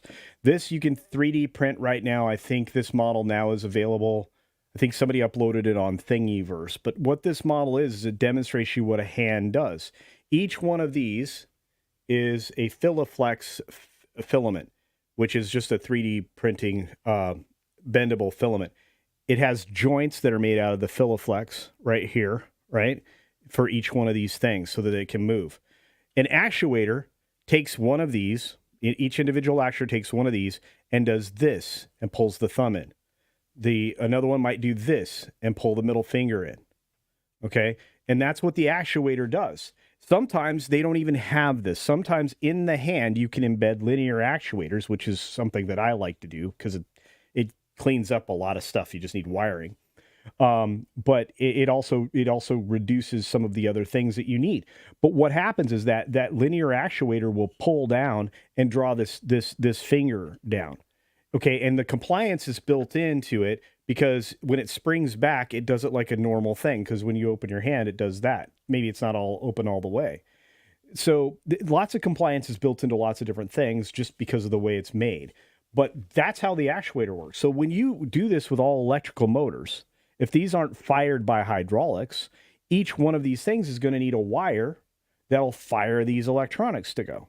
If you use actuators that are driven by pistons that are powered by nitrogen, you don't have as many problems. Now, a lot of the animatronics are being replaced by the electronic ones, but they usually build in ways so that they don't have the kind of exposure that they're having. And again, they also, when you do that, you are required to have more power than what's in that building now. Anyway, I just wanted to show you guys what that kind of looks like. So when you can build your own animatronics, especially if you have a 3D printer, but I'm going to tell you right now, most of them are made out of metal, as you probably have seen in the skin off versions of these animatronics that are out there. Oh yes. But everything's specialized, but at the same time, because it's so exposed and because of how it's made and because all these electronic systems are exposed, it's not like Haunted Mansion. You have to remember, the reason they were called audio animatronics way back when is because they worked off discs. Records. And it would cause certain activities to happen through an electromechanical process, right? Mhm. Just and it's the same way in all the other attractions. When you get more and more complex and you use these electronics, you have to make sure you have enough power, B, you have enough computing power, and C, it's not wet. Yeah. So that's amazing. Yeah. It's not. Don't get me to get those. Don't let me get those. Otherwise, I'll become an evil black billionaire. I'm already got a bald head and stuff. I might go ahead looking for some superheroes to catch and stuff, a certain red cape hero and everything. Try to get his power. Well, to kind of wrap this topic up, what another thing that really pisses me off, and we talked about this, is how you took this existing attraction and you put all of these new animatronics in, but you did not properly do the gap analysis of, is this feasible in the first place? And as an engineer, that's what pisses me off, because I've been in meetings and I've been in architecture meetings where they're just like, look, we don't have the architecture for it. If you want us to do it, we have to get X, Y, and Z. We have to buy this. We have to test this. This could work, this could not work. And you get some C-suite idiot there's just like, yeah, we already gave them a date, so guess what? You got to give us something. Okay, well, fast, cheap, good. You can only have 2 of those. Which ones do you want?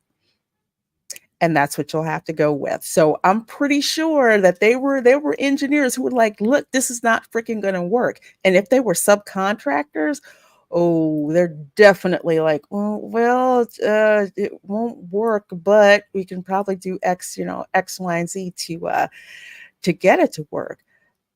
But there's no excuse. I don't care what Pixie Dusters say. There is no excuse for this attraction to be in this kind of shape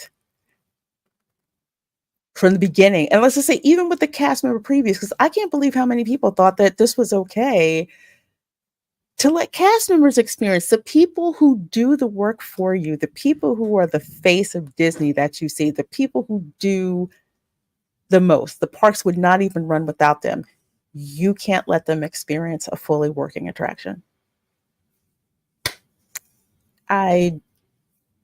No. There's just really no excuse for that. And I agree, this thing needs to be reworked. We are not even in what I call Satan's oven when it comes to weather in Florida yet. That is going to be like the end of this month, beginning of August. Okay. And we've already got failures and stuff going on. So yeah, so hot over there. It's not going to work. And I don't know why people at WDI seem to think that California is the same as Florida. It is not. It's not. You're going to find out the hard way. Yep. Jennifer Hart says, I'm an engineer, and this is awful to say. Yeah. You don't want us on there because we're just picking out everything. This isn't working. This isn't working. This isn't working. This isn't working.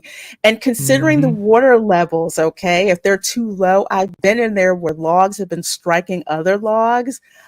That's a lawsuit waiting to happen. It was bad. You could feel it, and it was bad with logs hitting each other. But folks, let's see. We got about 15 minutes left to go in the show. There's been almost 80 of you guys, people watching here consistently. So thank you. Please do hit that like button. Make sure you subscribe to all the folks on the panel. If my amazing mods, who I could not do live stream without you guys, could put the links to our panel members in the chat, I'd wholly appreciate that so folks can sub to them. That's a whole new live stream, and not about Epic Universe, because Epic Universe, again, I drove by there yesterday. It is insane. I saw Helios Hotel, which it's just gorgeous. It's absolutely gorgeous. And even for right now, for the mega movie parade, they have these bubble wands, okay, which apparently do 3 things. They'll interact with each other, interact with the floats in the mega movie parade, and interact with the bubble vending carts at the same time. So it's like you get a 3-for-1 when you buy one of these. And I think I want the one here that looks like the Velociraptor. Oh, like Blue from Jurassic Park. So they have Blue, they have Poppy, and then they have I forget which Minions bear that is. That's there. And that's just a little something. All of this makes so much sense because kids love Jurassic Park. Boys, girls, everyone loves Jurassic Park. That's huge with the kids. Minions, one of the top franchises ever. And then Trolls, they've definitely had a lot of success with their merchandise over the years too. Meanwhile, they're trying to combat this with Tiana. And when was the last time you saw Princess and the Frog merchandise flying off the shelves? This film is quite a few years old. And correct me, panel, if I'm wrong. Has Princess and the Frog been re-released any time in recent years, like how they did with Splash Mountain, to check to see, like, hey, Song of the South still jives with people. Let's do it. Let's make a ride off of it. Have they done any re-releases? Not really. They did a New Orleans kind of theme inspired celebration to celebrate the 15th year anniversary of the film. That was actually this year, if I'm not mistaken. This came out in 2009. They really haven't reinvigorated that franchise. Apparently, there is supposedly a series in production right now for Disney Plus that is going to be a sequel story to Tiana, and it's supposed to be like an animated series.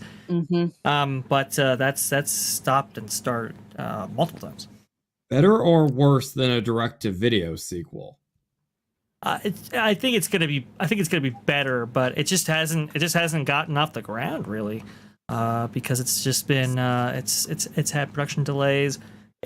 At one point it was actually off the table for a little bit there, but now it's back on the table apparently after the Tiana Bay Adventure Media event that they just held at Epcot. Interestingly enough, so I mean we'll see, but it just. It was never necessarily a top tier franchise for Disney.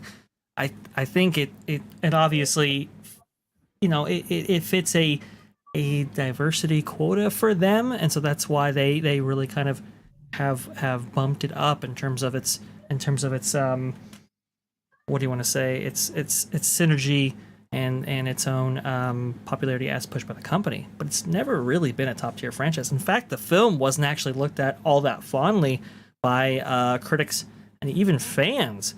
They didn't really necessarily support it. It's why 2D animation died at Disney. So, wow, it wasn't okay an okay film. It wasn't like a blockbuster Yeah. or anything like that. It's like I have a couple of nitpicks that I have with it, but it wasn't like a huge money making princess franchise. It fit in with the established princesses that they had. So it was a nice, a nice package having all the princesses. And even speaking of that, one of the merchandise offerings, which I believe is at way too high a price point. It's got this little bug in a jar. The bug looks like it's been smoking too much herb, if you get my drift.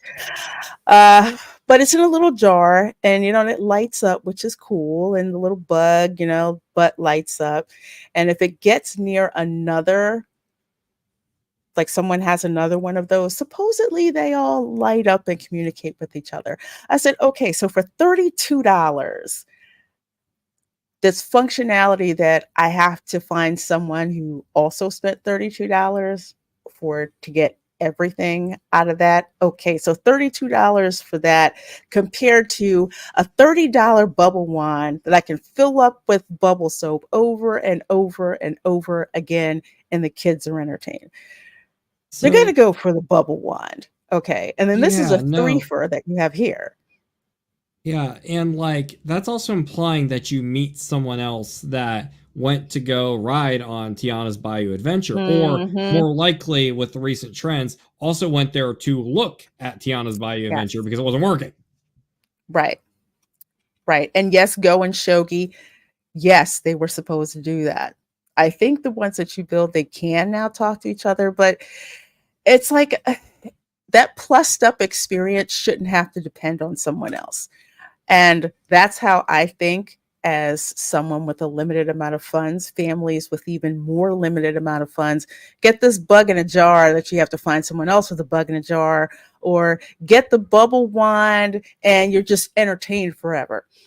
We're going to sink $30. We're going to sink it into that. And I have bought a lot of bubble wands, and let's just say that is like the coolest souvenir that you can bring back from Walt Disney World. I'm just saying, I see kids with them, We need to see the collection one day. We need to see that on a stream one day, your collection of bubble wands. The bubble wand collection. I used to have them, and the nieces and nephews have acquired them.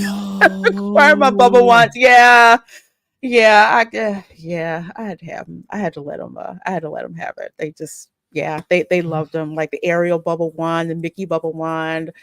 I think we had a Nightmare Before Christmas bubble wand. And that's probably the one Disney souvenir that I would say sink the money in and buy. Forget the balloons.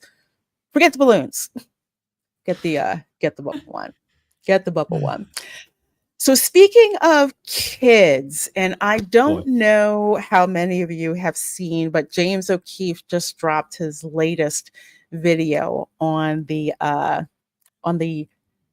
Disney tapes, so to speak. And with this one, apparently Walt Disney's creative marketing director, who happens to be drag queen Amit Jeannie Urani, apparently got caught on tape. So before I go any further, because I know some folks are probably looking for stuff that they can clip, what this person does in their personal life is not the issue. Okay. The issue that I have is that with this person being in creative marketing over stuff that gets marketed to kids, whether it be in TV shows, that is the problem. There shouldn't be adult themes marketed to children. And it seems that if it's LGBTQ content, that it's okay, according to Disney. And it is definitely not okay. So this quote here, where James has, says, "It's the unspoken thing for children to see LGBTQ content." Also says, "I'd love to get a drag queen at Disneyland. I'm sure that would happen at some point."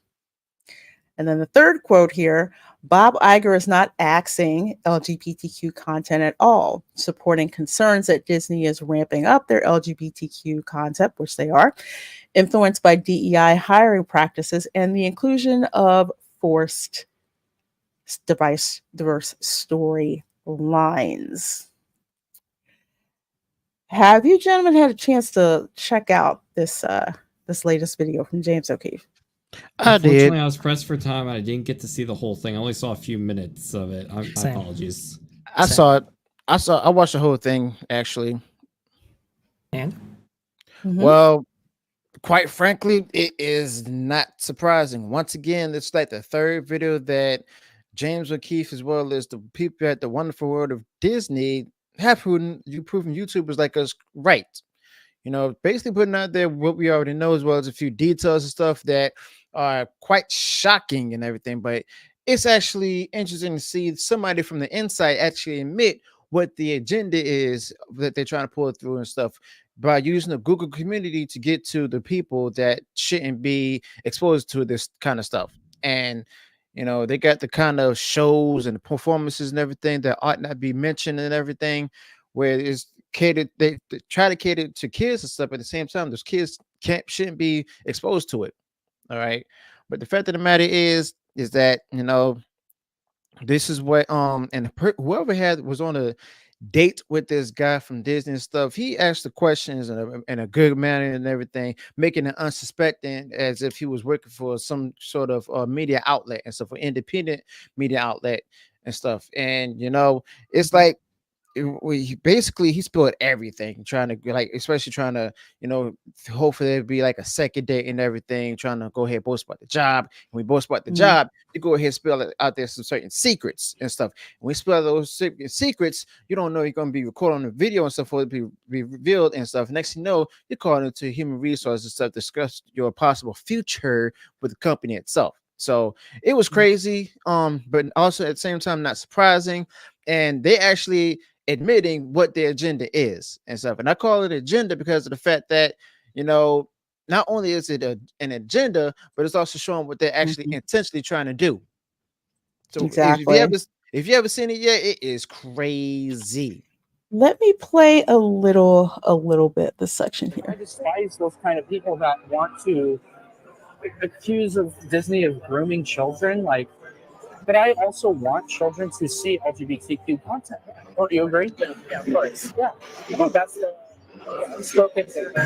Am I going to see a drag queen in Disneyland or anything like that? Do you want to do that? Get a drag queen at Disneyland. That would be vindication. That's what I'm calling right now, vindication, because of the fact that when people actually say stuff that this is kind of stuff is actually happening there, they're called every ist and phobe in the book and stuff. But now we see it out here on the tapes and stuff. There's vindication. When asked by our own, yeah, exactly. I mean, we knew this. We've seen like some of the Christopher Rufo drops. We've seen it in, you know, the Reimagine Tomorrow stuff. This just pretty much just affirms what we've known out there. It's not an accidental thing. It's on purpose, you know, to the point where I, like, literally, my sister asked me about shows on Disney Plus. I'm like, no, don't watch that. Don't watch that. Definitely don't let the kids, you know, watch that. And it never used to be that way. And again, what pisses me off, it's like, okay, you're an adult. You can do what you want. Okay. It used to be when there were risque events like this that, you know, that for the gay community, that was adults only, not something that you marketed to kids. But they're blatantly marketing it to kids. And this dude seems perfectly okay with that. And spilling it on a date too, because he's trying to impress somebody. But little does he know, he's being played. Kiss My Grit says, as a gay man, it angers me so much to see many alphabet activists at Disney and across Hollywood intentionally try to project their sexuality onto kids because of their own insecurities. Yeah, it's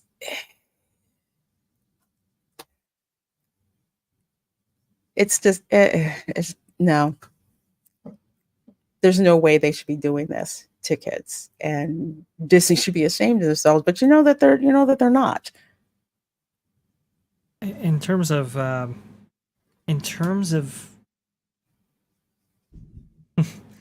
what's depicted here and wanting certain representation at the parks right now, that actually already exists. At the front of Magic Happens Parade, that plays right now, that the one I was talking about before, that's going to be removed before it's when it was scheduled for, I believe in August 22nd, that is. Magic Happens. At the very front of it, there are men dressing up as women and attempting to depict themselves as women to kids at the very front of that parade. So that is currently happening right now. And look, there are going to be parents who don't want to have that conversation. That's just how that is. And I think the Evil Queen story that WWE Pro was ran with on that Park Place just a few weeks ago, actually. I think it's actually featured in this video, interestingly enough. But I think that story went viral the way it did because you had a lot of parents who were like, you know what, I'm okay with people engaging in this lifestyle privately and in certain venues and events, but not necessarily at a family theme park or a family-oriented theme park. It's striking for a lot of people. And Disney forgot their core audience, the core customer stuff is parents and stuff. And right now they're going against what the parents want and what the parents say they don't want and stuff. So yeah, they're losing the core audiences even further once this video goes widespread and stuff. Because right now it's all over X and everything. It's going to be all over YouTube also, because even though they're trying to censor James O'Keefe on YouTube right now, it's still out there, prominent as daylight and stuff. So once more parents get wind of this, get ready for the backlash against Disney to grow. I'm not saying it's already started, but it's going to it's going to get even bigger if the parents have any kind of say so in this right now. Yeah. Nolan, you had something for to those, add? yes. For those who are eager to clip us out of context and stuff, I would really like to make this point of view here, because a lot of this tends to kind of revolve to certain people of certain backgrounds and ideology and belief structures. As a fan of anime, which is tends to aim a lot for fan service of those who are attracted to females, attractive women. I, as a fan of anime, there's a lot of stuff in anime I wouldn't want to give to a 7-year-old child, because I don't think they fully grasp what's going on in reality in the world. Sorry, no, when you start getting anime, I'm taking advantage of the anime segment. Go ahead. Yes. And when you start getting into like the teenage years, there's a reason PG-13 exists. At those eras of your life, your world is changing, and you need to start getting introduced, your training rules of what you're going to encounter in the real world. That way, when you're an adult, you're not just going to be blindsided that the world's completely different than what you know it as. And as someone who, from a more that doesn't really align with a certain belief structure, I wouldn't want to expose 7-year-olds to the things I think are more aimed at an older audience, because I think it would cause more problems. And I think there are plenty of those people that are in those kinds of ideology and background that can agree that it's really not wise to start just throwing everything to a kid so soon, because it can kind of warp their view of the world and could cause even more fighting than what we are encountering now. A little food for thought. Culture? Look, I'm going to just land on the same page with everybody else. I'm not surprised. I haven't been surprised since 2013 when it comes to what they've been trying to do with Disney. The shift came in way back when. It got further exposed about 2017. And by the time we clicked into 2019, 2020, here we are. So when I look at people pushing for drag shows at Disney or whatever it happens to be, I'm unsurprised anymore. And and frankly, as Nolan said, there is a time and place for this. It's just not here. No. I remember back in the day when they used to have gay days at Walt Disney World. This was not an official event.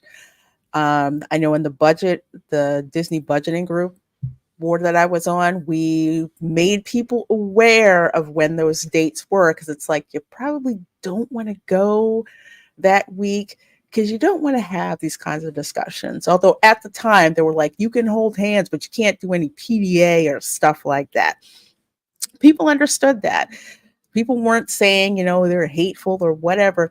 We knew what was up, but it was one of those things. It was in a way that it wasn't pandering to kids or actively recruiting kids. If the parents happen to come across two people the same sex holding hands, guess what? You go ahead and you have that conversation. But that's not something that's being pushed on you. That's something that you run into. Now it is totally changed. Like, for example, someone mentioned about the Pride merchandise. That's going to be in the character warehouse again this year. That merchandise does not go anywhere. No one buys it. No one's interested in it, but you have it there in people's faces. Parents don't want to have that conversation with their kids unless they're ready to. And again, stop marketing this stuff, to kids. You're going against, I would say, the moneymaker for your company. The majority of people, now that started to shift, the majority of people going to Disney are bringing their kids. Okay. If they're just like, I don't need to do this, have my kids indoctrinated. I'll, take my 5 to 8K and stay home. And that's an unforced error on your part. So we're not surprised, but see where this gets you. Because speaking of that, because remember with Inside Out 2, that was one reason I didn't want to see it, but I had to see it because my sister wanted to take my niece to go see it. I said, well, let me see it first and I'll let you know. And remember with the trailer, it made it look like Riley was going to be falling in love with this other girl. Mm-hmm. Turns out that was not it at all, or they had a come to Jesus meeting, and now it was just basically Riley wants to impress this girl who's the head of the high school hockey team, which makes complete and total sense. It's like no one would have a problem with that. So that's why that movie made so much freaking money. I remember a time, it was about 4 years ago, and it was in the heat of when a lot of really hard things were happening in the world at the time. And I remember I was having a walk with my mother just at town, just, walking, enjoying nature and stuff. And we saw these two little kids that were playing. One was a Caucasian girl and one was an African-American girl. And they were just playing by the pool, just smiles on their faces, have as much fun as can be. Kids already don't put these, for the most part, these biases, these things to exclude each other. They're already so good about treating each other well as, equals who deserve to play with each other. Adults have enough problems getting along as it is. Why put a bunch of things in front of kids that we don't need them divided too? Because they are literally the key to stop this kind of stuff from happening. So why even bother introducing something that makes them so different from each other at a tender age so young? The child's mind is malleable. That's the thing. It's vulnerable. So there, for some actors, you can see that there is potential there, at least for them. It's fascinating because in the parks right now at Disneyland, there is no 4th of July bunting on Main Street. Doesn't exist. It's not up there. Oh yeah, at Disneyland, there's no 4th of July bunting. Now usually that goes up in May, stays all summer, and it comes down. But and I think Magic Kingdom has 4th of July bunting, which is good, awesome. Yeah, went up around Memorial Day. But hey, if you want to go to Pride Night, all of the rainbows you can possibly get your hands on. Now I don't have a problem with that at all. Right? You want to have Pride Night, you want to go ahead and have representation for a particular group, so be it. They're a private company. They can go ahead and do that. And for some people, that's a big deal for them. And, well, I mean, it is kind of California, so it's part of the population there. Ain't no issues, ain't no problem. But Really? I mean, this is the second year in a row now where they haven't had 4th of July bunting. Again, that used to be kind of a unifying thing, and now it's become divisive, and in part because of the Walt Disney Company itself. It's just kind of sad that the traditions and the values that used to bring us together, Disney used to bring us together, are now tearing us apart in the way they are. It's really sad. Yeah, because speaking of 4th of July, it's like one of the reasons that Disney was so popular at 4th of July was because of the huge patriotic, display. And it's not like the way it used to be when I was a kid. You have to like hunt to find it. Back in the day, it was all over the place. America, they had like all this 4th of July merch, parades, people in outfit. It was insane. And now it's like a little bit, and cutting hours on 4th of July. But yeah, I'll find out more when I get there tonight. But yes, you're absolutely right. Disney used to bring us together, bring everybody together, all walks of life. The only thing that mattered was the fact that you could get there. That was it. And we all just wanted to enjoy being at Disney and being in the happiest place on freaking earth in hot ass Florida in the summer. Ooh, that was fun. But folks, speaking of that, this is going to bring our show to a close. So appreciative of all of you who've been here with your chats, with your, super chats, gifting of memberships, just being here, sharing the stream. Wholeheartedly appreciate you spending this time with myself and with my panel members. Let's go around, let folks know what's going on, where they can find you, starting with our guest, Nolan Thunder. Please let folks know where they can find you. What you got going on? All right, so this month in July, I'm going to be releasing the newest episode of my series, Lost in the Files. It's a mix of documentary, horror, and comedy. I basically go into video game and lost media urban legends and present it all in sort of like those UFO shows you see on History Channel. There's a lot of creepy synthesizer music. It's a lot of fun aspects. You're going to learn something new. We're going to be covering Slamfest 99, which was a alleged lost event from Las Vegas, Nevada in 1999, where there were live mascot characters fighting out in a boxing ring. And the live stream is disappeared, and there's a search going for 20 years plus to this day. So, or at least, they've been looking for quite a few years. So it's been lost for a very long time. If you don't see me there, I really recommend checking out that brand new channel called That Game Place. I'm on there with many other great people, including Culture Casino, who is here on the panel with us. We analyze a bunch of gaming news and really celebrate all the joys of games that a lot of the big companies can't seem to understand these days. So if you're interested in gaming content, check it out. It's rising really fast. It's just hit 1,000 subscribers in like only a week or so. It keeps growing. So if you want to be a part of something really cool and a really great community, I really recommend checking out That Game Place. All right. Thank you so much, Nolan. Views with you. Where can people find you? You're welcome. Where can people find you, and what do you have going on? Well, still talking Lucasfilm as well as Star Wars stuff on YouTube and everything. Y'all can find me here on YouTube, Rumble, as well as on X with Views with Hughes, Jennifer News. Also got a future plans with Culture Casino and everything coming up on the channel shortly. We're still trying to get the Kings out ready for that. Yes. So stay tuned. All right.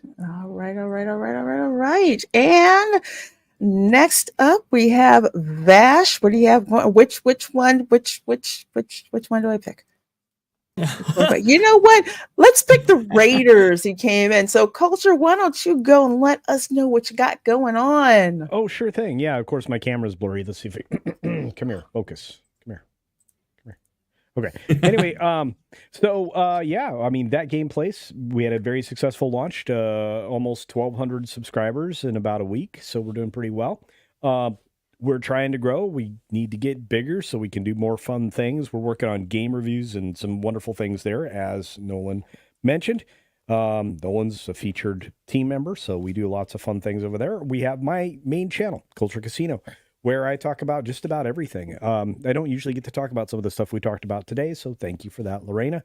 Usually I just talk from like looking at things from the business side of the equation in entertainment. So if you like that kind of content, if you want to learn about things, do check that out. But that game place, that's the newest place where you can find actual game news and maybe some mockery of some games urinalists. There, that's the right word. Anyway, urinalists. Thanks for having me, Lorena. Urinalist. That's exactly what urinalist. it is. You said Hello, it, not Mr. me. Mercante. Anyway, Vash, let the people know what you've got going on and where they can find you.